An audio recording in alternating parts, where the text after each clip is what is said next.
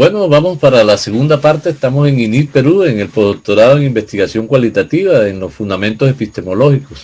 Estamos hablando de la construcción de una perspectiva dialógica de la IAP, ¿no? Como un ejemplo para retomar todos los tipos de investigación cualitativa y realmente darle el soporte epistemológico porque es necesario. No podemos instrumentalizar la investigación cualitativa.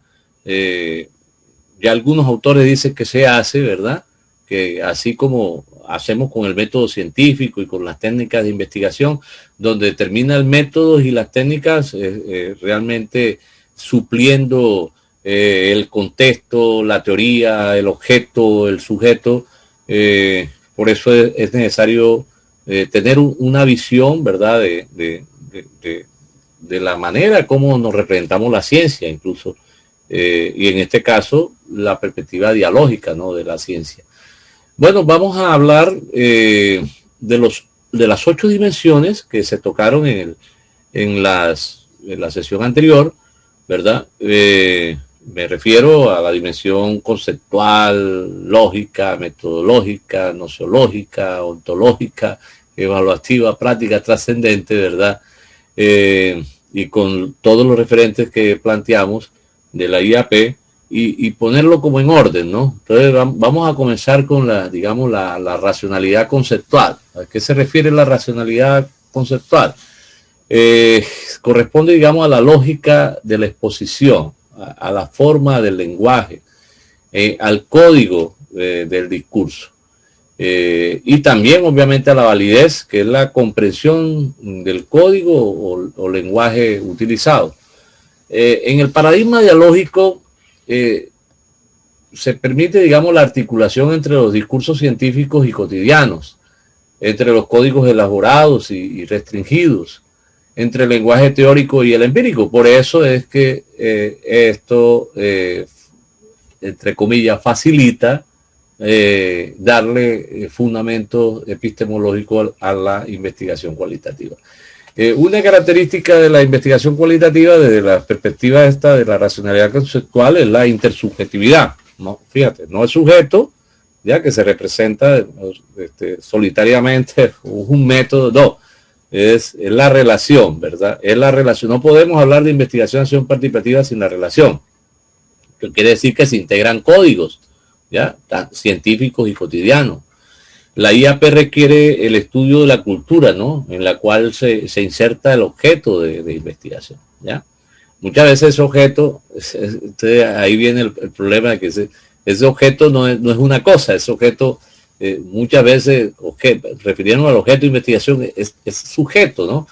Entonces implica superar la diferencia de representaciones, símbolos, discursos, conocimientos y código de los actores, o sea, de ambos, ¿no? Las representaciones tanto del científico como, ¿verdad?, de lo que yo llamo sujeto-objeto, aunque suene feo, ¿verdad? Pero es que, o sea, que se supone que hay un investigador que llega a una comunidad, entonces llega a esa comunidad, no la trata como objeto, tampoco, ¿verdad?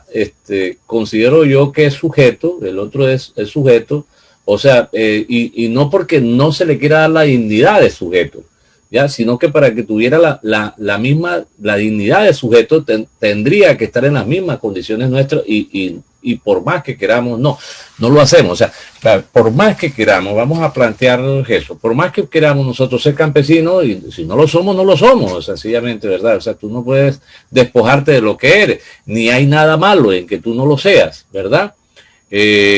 Y lo que sí es que, ¿verdad?, la relación con el otro sea una relación en la que tú haces una apertura, ¿verdad? Y consideras que ese otro tiene también saberes importantes que tú no tienes. O sea, pero entonces por eso es que hay una relación, o sea, hay una desigualdad, inevitable desigualdad, ¿verdad?, entre esos sujetos. Pero el otro sigue siendo, digamos, no sujeto, sino un sujeto objeto también de investigación.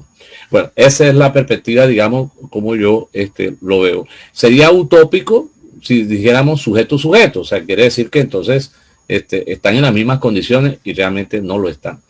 Tensión entre las bases y los activistas, ¿no? Eso sería, digamos, el problema que se presenta a partir de esa relación, ¿no? La inserción de investigadores en el campo social no es algo fácil, ¿no? Pensemos en que el sujeto es externo, ¿verdad? Al lugar donde se hace la investigación. Tienen en cuenta las representaciones de estos, en este caso el investigador, sobre ese sujeto objeto, ¿no? O sea, el sujeto inevitablemente yo diría que viene prejuiciado, ¿ya? Tan prejuiciado puede venir que él puede creer ser Robin Hood, ya, o el Salvador, el Avatar, el Mesías, ¿verdad? O sea que, y ya eso lo coloca en una condición prejuiciosa, ¿ya? A eso no es que yo me refiero con el tema de la desigualdad, o sea, no, hay una diferencia entre ambos, ¿verdad?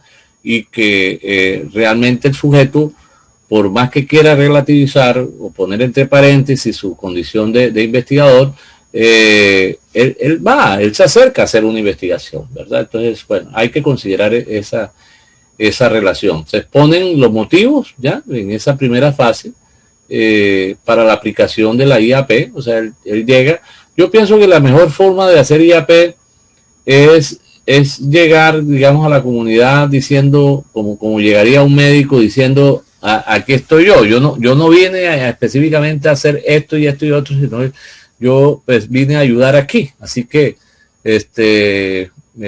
miren si yo les puedo ser útil de alguna forma. Entonces hay que obviamente decir cuáles son las, entre comillas, las competencias de ese investigador, lo que pudiera, digamos, contribuir, pero para lo que la misma comunidad define.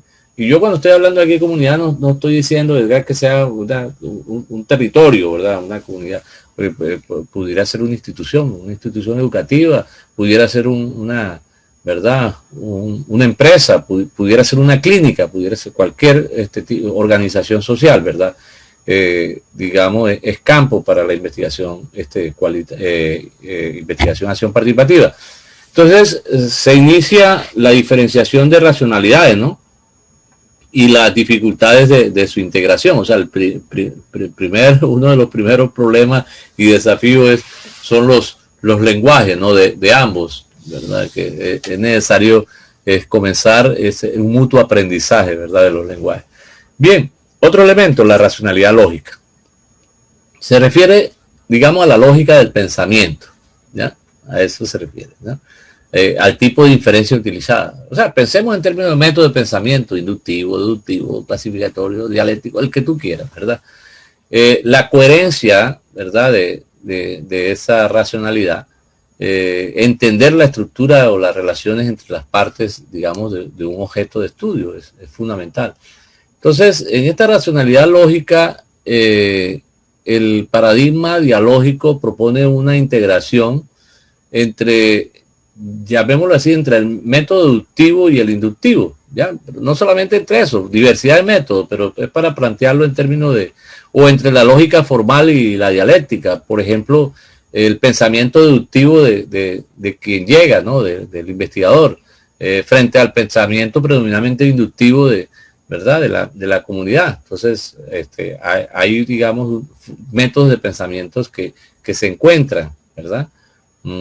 Después hablaríamos pero bueno, es un espacio aparte sobre el pensamiento divergente, o sea, digamos, la posibilidad de integrar métodos de pensamiento. Entonces, a eso le llamamos pensamiento divergente como una característica, ¿no?, donde se integran esas lógicas deductivas, inductivas. En la IAP, digamos, la construcción lógica es un proceso social, ya fundado en las motivaciones y los deseos de los actores.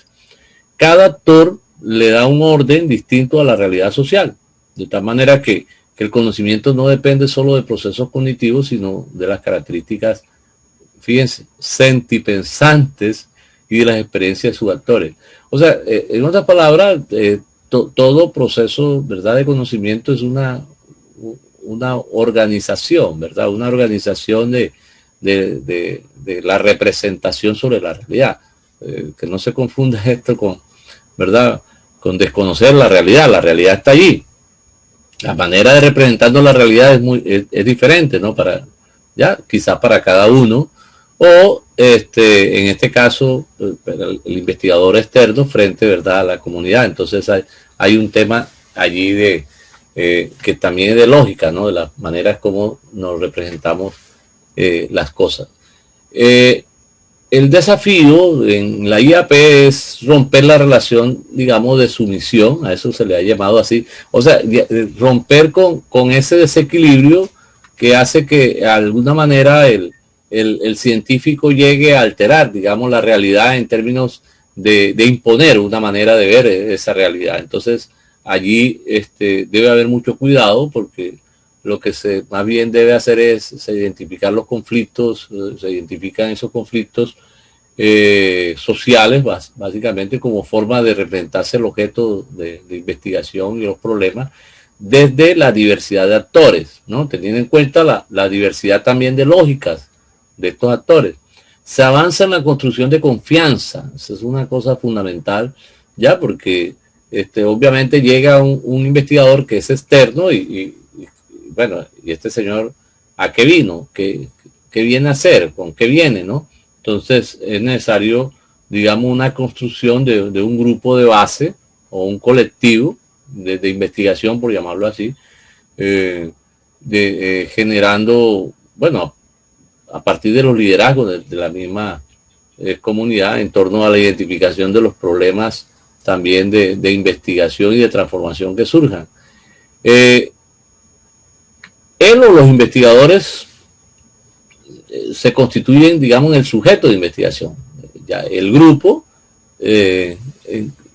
un amigo le llama el sujeto grupo, el grupo, ya, organización o comunidad, es como un sujeto objeto, ¿no?, de estudio.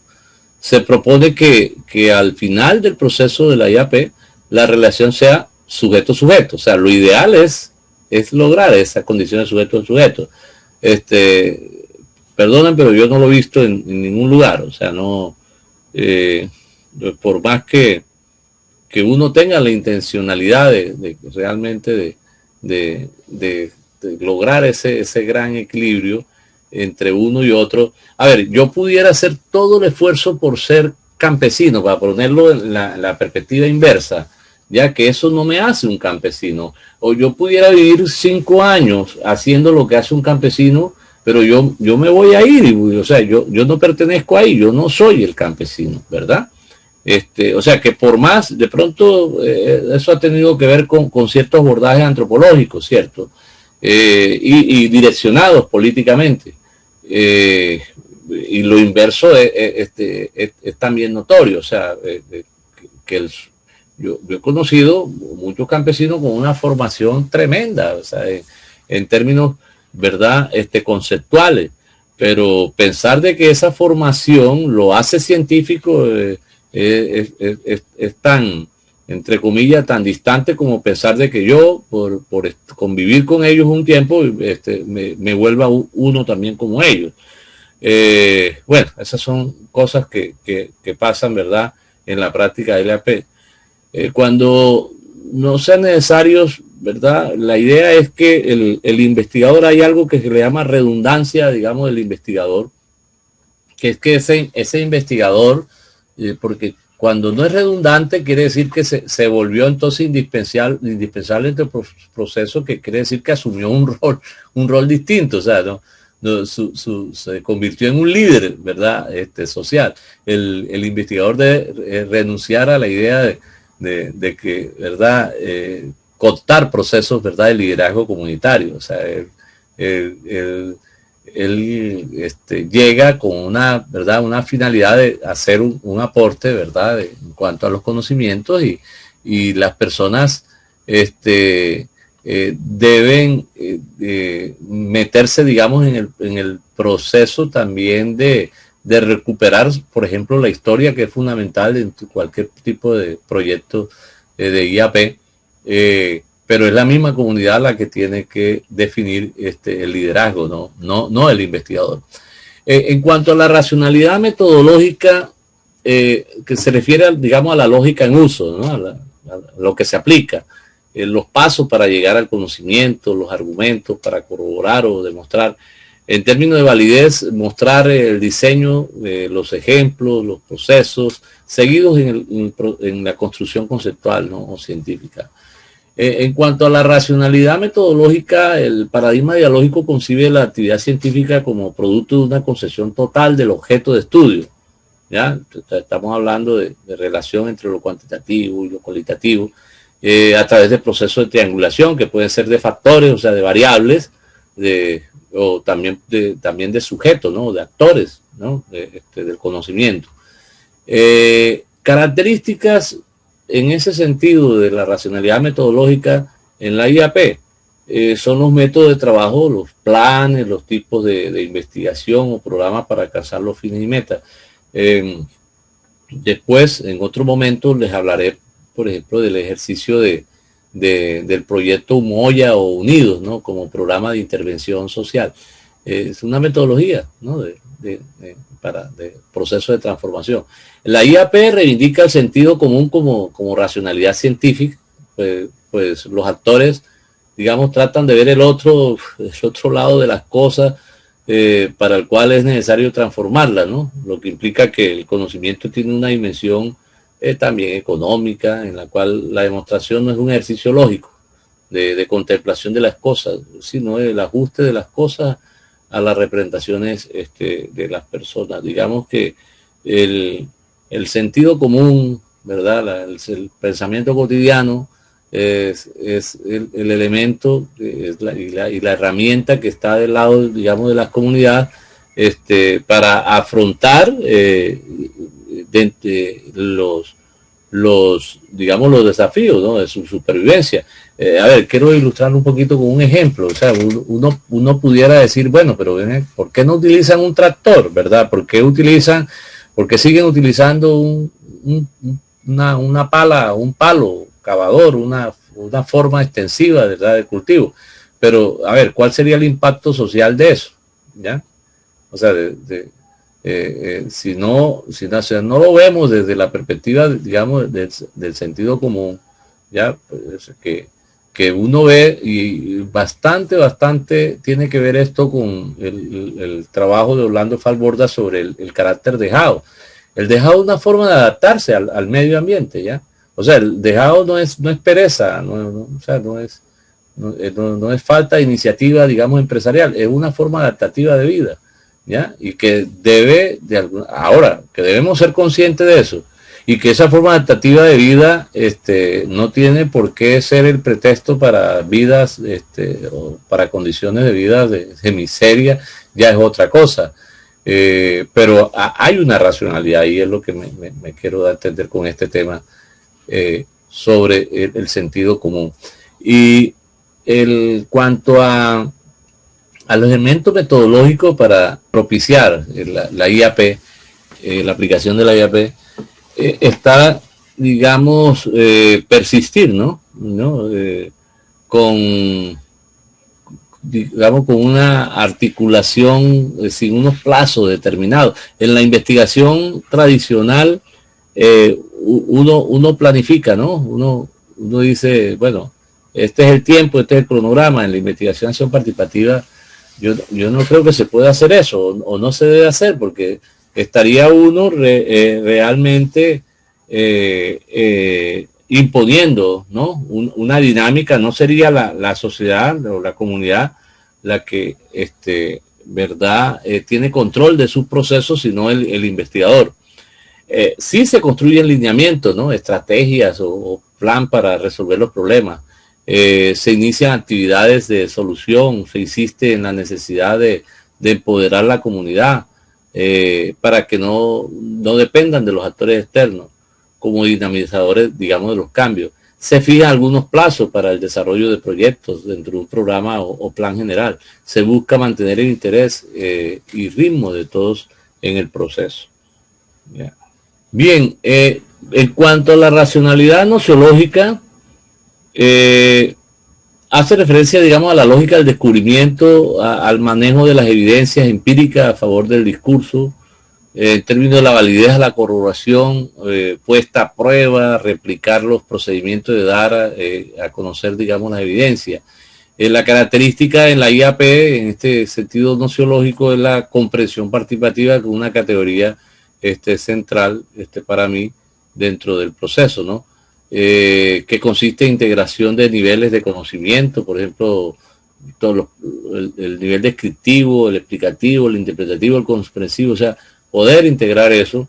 En la IAP el conocimiento, más que un producto de elaboración filosófica, se genera por la reflexión de los actores, ¿no? Que se corrobora no solo relacionando los conceptos con las cosas, sino con el significado o sentido de los otros actores frente al objeto de investigación.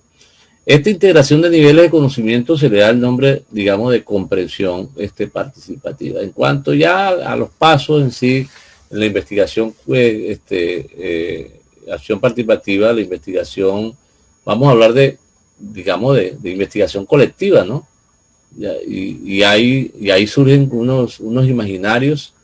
En la investigación tradicional sería como unas hipótesis, donde cada actor de la investigación aporta saberes que es necesario integrar, ¿no? A partir de reuniones y talleres, en los que se debaten problemas, emergen ahí, digamos, ya pudiéramos llamar hipótesis, porque lo son, o sea, cómo entendemos, cómo explicamos, cómo interpretamos, ¿verdad? Ciertos hechos, ¿no? Se definen proyectos, ¿no? Reorientando muchas veces las acciones. El saber adquiere dimensiones que van más allá de lo intelectual, o sea, implica el hacer, ¿no? El estar y el ser. O sea, se aplican estrategias de pedagogía dialógica, ¿ya? O sea, de enseñanza, aprendizaje, desde la diversidad de los roles de todos los actores, articulando teoría y práctica en el servicio a la comunidad. Desde la racionalidad ontológica, entendiendo pues como la lógica referencial o el marco conceptual, teórico, ideológico, doctrinal, o sea, que aporta el discurso, o sea, desde los sujetos de la investigación, desde los actores, digamos, de la investigación. Y la credibilidad, ¿no? Frente a la fidelidad de la fuente de esos datos, información o conocimiento, diríamos que la racionalidad ontológica desde el paradigma dialógico implica que la realidad es multidimensional. Ya del mismo sujeto es multidimensional. En términos de que ese sujeto es biológico, es psicológico, es moral, es político, etcétera, ¿verdad? Entonces, ahora acá lo vemos como esa articulación digamos, entre la realidad objetiva, como dinámica de las cosas en el universo y la realidad construida, esa cultural y científicamente, ¿no? Independientemente de la dicotomía entre subjetividad y objetividad, está la verdad, entre comillas, científica, ¿no? Pero sabemos que escapa a la ciencia. Entonces, en cuanto a características, pues tendríamos que hablar en la parte, digamos, que se deriva de esta racionalidad ontológica, los canales, digamos, de investigación, ¿no? Canales, sobre todo la integración de tipo teórico-práctica, ¿no? Ya quizá teórico más por la dimensión del sujeto, ¿verdad? De investigación y práctica por el otro lado, ¿no? De la experiencia, del conocimiento, vamos a llamarlo así, condensado. En la IAP el conocimiento es un proceso de aprendizaje de los actores, ¿no? Frente a su contexto. La descripción, la explicación, la interpretación, la comprensión de la realidad se asocia con la credibilidad de quienes participan en la investigación. Es fundamental, de todas maneras, eso. Aquí es donde entra muchas veces en esta dimensión contextual, porque cuando estamos hablando realmente de la dimensión ontológica es básicamente contextual, el tema de la recuperación crítica de la historia, ¿no? Cada contexto debe estudiarse desde los tipos de estructuras sociales u organizacionales que prevalecen, ¿no? Teniendo en cuenta, digamos, la posición y la relación de los actores frente a la realidad, identificando y reconstruyendo los discursos de estos y los avances u obstáculos del proceso, digamos, de transformación. Se describen los datos, columnas o los ejes hermenéuticos.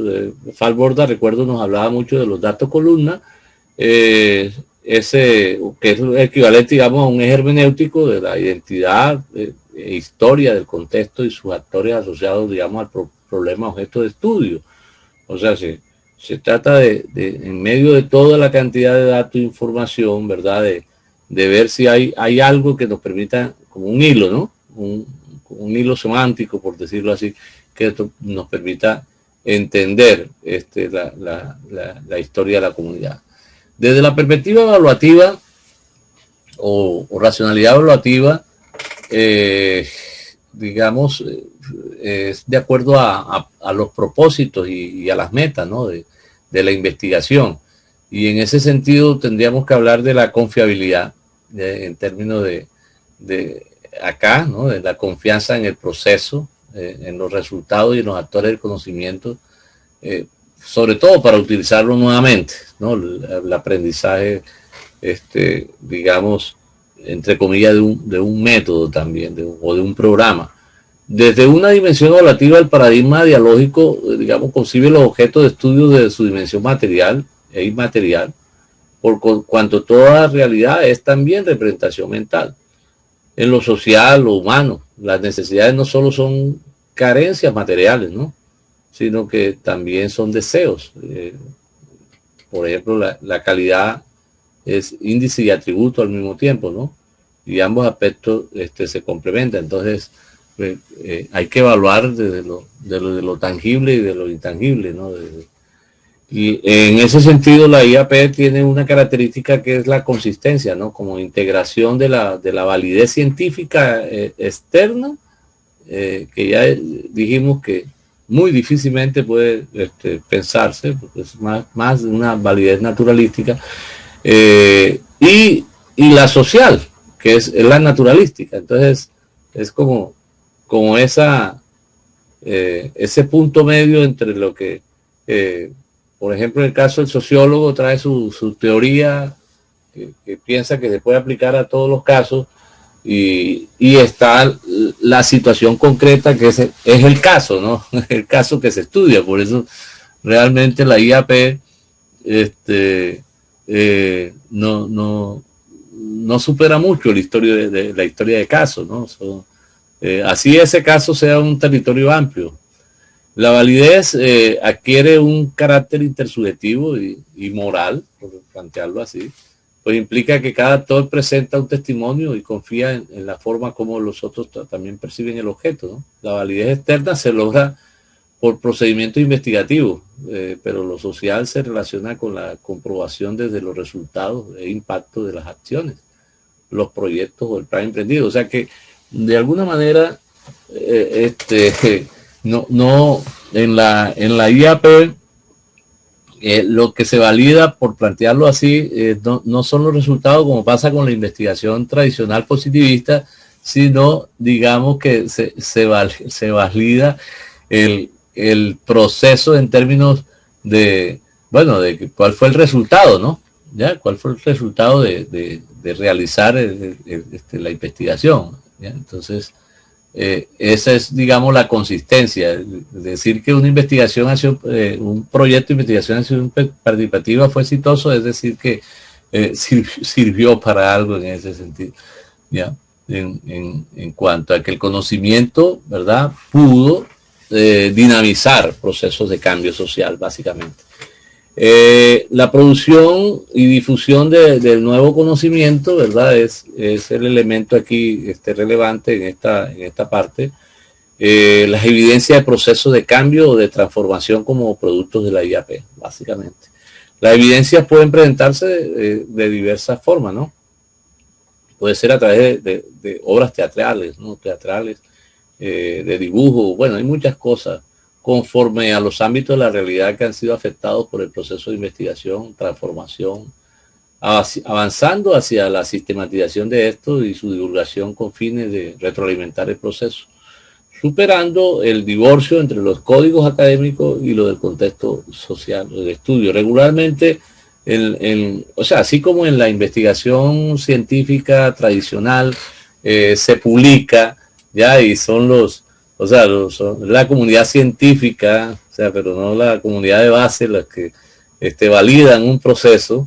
Y acá la validación es una validación más desde la comunidad, o sea, no es, ya, no se trata de verdad, como pasa con nuestros artículos científicos, que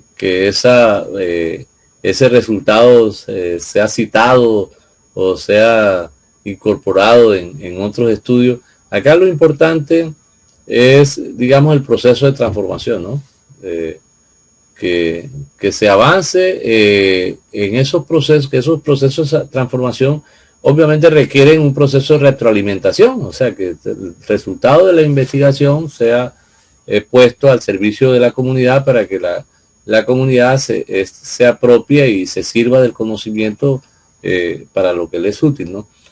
Desde la perspectiva práctica, digamos que la lógica del uso, la aplicabilidad o la puesta en escena del discurso en términos de utilidad, de la validez entendida como utilidad y como beneficio del conocimiento en ese contexto, ¿no? En cuanto a la racionalidad práctica, la ciencia no solo es una actividad cultural, ¿no?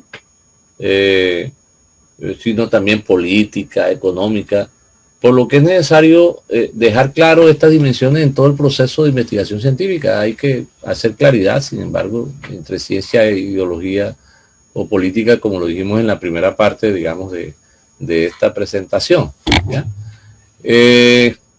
Pues lo que se busca, ¿verdad?, en términos prácticos es como el consenso, ¿no?, que también es utópico, ¿cierto?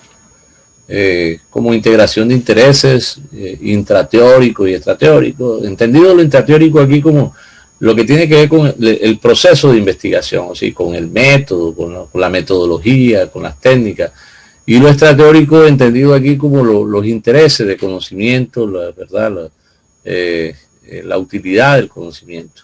En la IAP se supera la neutralidad valorativa, evidentemente, en cuanto cada actor tiene su propio interés, así que todo conocimiento y sus productos regularmente benefician o perjudican a alguien, ¿no?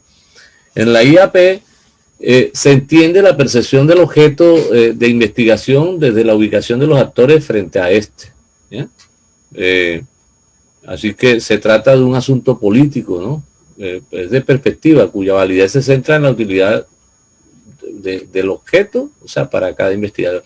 Eso es fundamental. Por eso se requiere un proceso de concertación, ¿no? O sea, lo que puede ser beneficio para un actor de la comunidad puede ser perjuicio para la otra. Entonces, allí lo que se busca, ¿verdad?, en términos prácticos, para no decirlo en términos políticos, o como diría Falborda, prácticos, no de la práctica, como, ¿verdad?, como un hacer, sino de la praxis política, sería lograr acuerdos y en la búsqueda de consenso, ¿no?, para el desarrollo de una comunidad. Desde la perspectiva en esa dimensión, ¿verdad?, práctica, tendríamos como la valoración y el empleo de la cultura popular, o sea, cómo los conocimientos empíricos y los saberes populares se articulan con los teóricos, ¿no?, a través de conceptos, de herramientas, de técnicas, de artefactos y productos para el beneficio de todos los actores. Y bueno, ya pensando en la última dimensión de la racionalidad, la lógica trascendente, como el sentido entreverado en el discurso, ¿no?, lo oculto, o sea, lo más complejo de toda de este reto del IAP, como la búsqueda de la verdad, ¿no? Pero en términos, diríamos entonces, de satisfacción con el conocimiento. La racionalidad trascendente implica ver la integración entre el ser y el tener, vamos a llamarlo así, ¿no? La relación entre los actores del conocimiento, más bien obedece a múltiples representaciones en las que las identidades, diferencias, oposiciones y contradicciones, ¿verdad?, se generan, ¿no? La forma más trascendente de conocimiento está ligada más al amor, ¿no? Aquí, bueno, Falsborda planteaba en una entrevista eso, ¿no? Que bueno, hubo incluso dos obras, una de ellas la historia doble de la costa y creo que la primera, Campesino de los Andes. O sea, bueno, su tesis, la relacionada con su tesis doctoral, en la que realmente le puso el corazón al asunto. Entonces, si decimos amor, entonces estaríamos planteando ahí como una categoría. Yo sí considero que el amor sea una categoría, ¿verdad?, de conocimiento. O sea, el amor regularmente se ve como sentimiento, pero puede ser una categoría de conocimiento, ¿verdad? En cuanto que hace prevalecer la identidad por encima de la diferencia, ¿no? Entonces ya, y por eso es que ahí se resalta en la obra de Fals y de otro, en la categoría que él dice que la encontró en un campesino, creo que por allá de Sucre, la idea de lo sentipensante, ¿no? Pero bueno, ya, yo diría que ahí habría que revisar, digamos, la idea de lo sentipensante, no porque o sea, no, así como hablamos de inteligencia emocional, no podamos incluir el tema de los sentimientos acá, y no podemos tampoco negar los sentimientos, digamos, en la construcción cultural y en la racionalidad, sino que para mí, digamos, la categoría de amor va mucho más allá, es una integración de propósito, digamos, de bienestar, del ser y del tener, o sea, implica realmente más trascendencia, y de esto, ¿verdad?, es que toca, ¿verdad?, el tema de ese sentido entreverado. O sea, el sentido entreverado es que el hombre, el ser humano, tiene necesidad de amor, o sea, que es lo que está en el fondo de la necesidad de cohesionar la sociedad y desarrollarlo.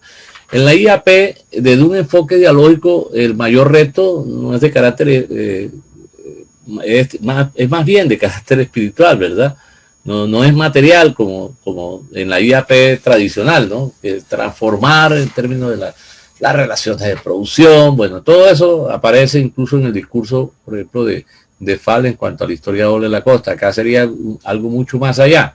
Pues es necesario trascender las racionalidades para recuperar, sobre todo para superar la ignorancia, ¿no?, de los beneficios ocultos de la relación entre los actores. O sea, de poder entender que uno regularmente no se pone en los zapatos del otro, y eso es ignorancia, porque si se pusiera en los zapatos del otro, pudiera darse cuenta que beneficiando al otro se beneficia también uno. Pero bueno, eso para mí sería el reto de la IAP en cualquier lugar. Por eso hablamos de la categoría de amor.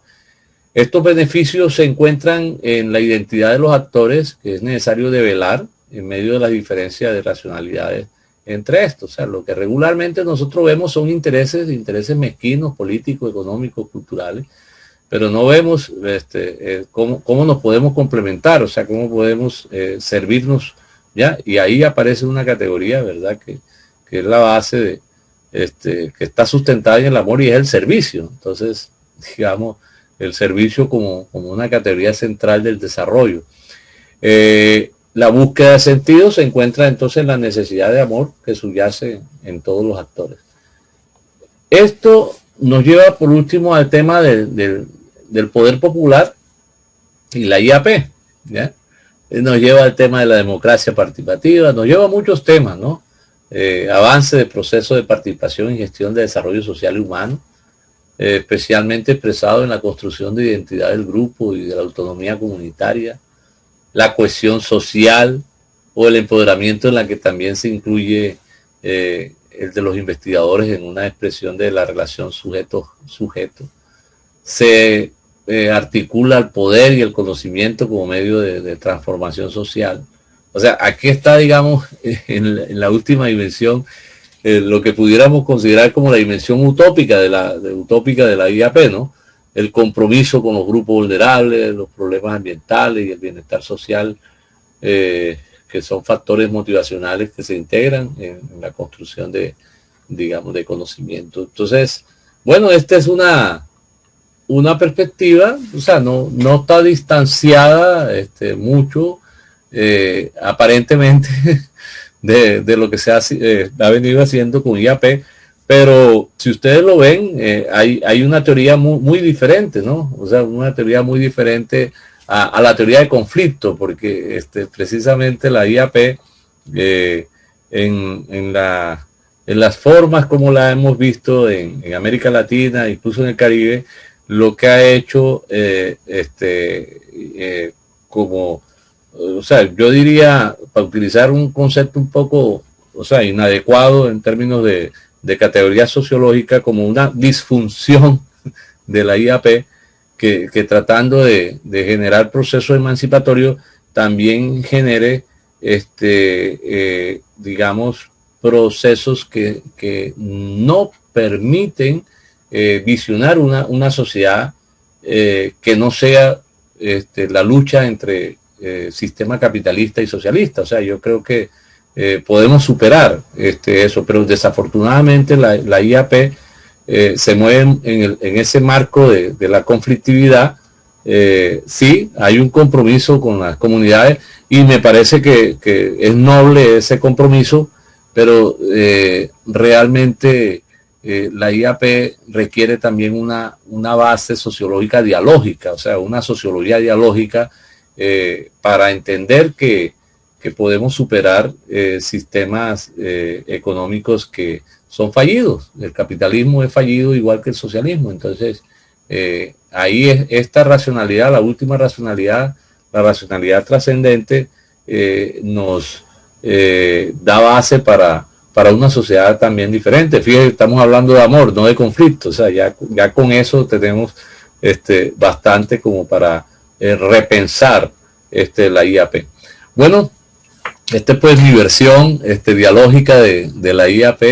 En otras entregas podríamos hablar de varias aplicaciones de la IAP a procesos culturales, educativos, etcétera, de salud.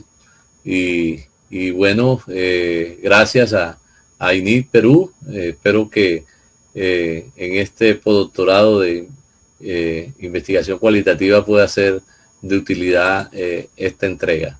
Muchas gracias.